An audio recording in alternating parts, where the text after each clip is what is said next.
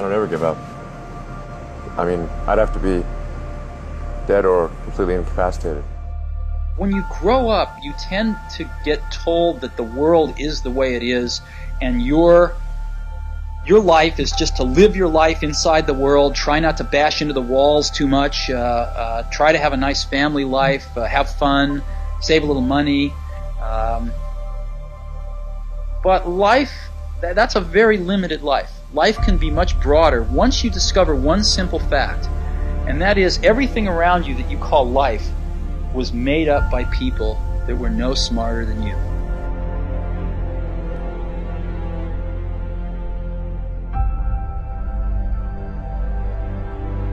There were times when it was hard to imagine that my life would be what it is today. Especially the time when my son and I were living in that bathroom. Maybe you remember that scene in the movie. There was a highly polished sheet metal piece over a sink. It wasn't a mirror, but it served as a mirror. And I had to wash myself in that baby every day, wash my baby in that sink, and I had to ask myself some very predictable questions. What happened? Why did this happen? Why did that happen? But the most difficult question I had to get through was, how did I get here? And the answer was even more brutal. The answer was, I drove here. I had something to do with it. You can't change something until you own it. So if you're 50 plus and you're sitting out there and pointing fingers at other people, you can do that for a long time. But it's hard to look in the mirror and say, how did I get here? And have the answer be, I drove here. I had something to do with it. So it takes you 20 years to double your income in America as an average person.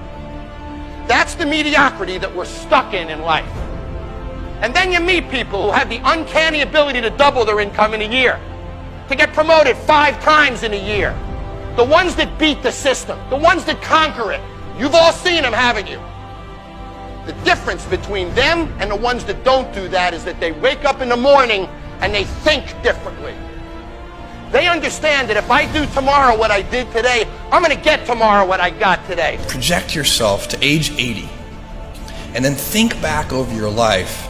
And if you're 80, what are you want to minimize the number of regrets you have throughout that period of time. And if I fail, am I going to regret having tried and failed? And I knew the answer to that was no. But I also knew that if I didn't try, that I would always regret that. Success, duty, obligation, responsibility.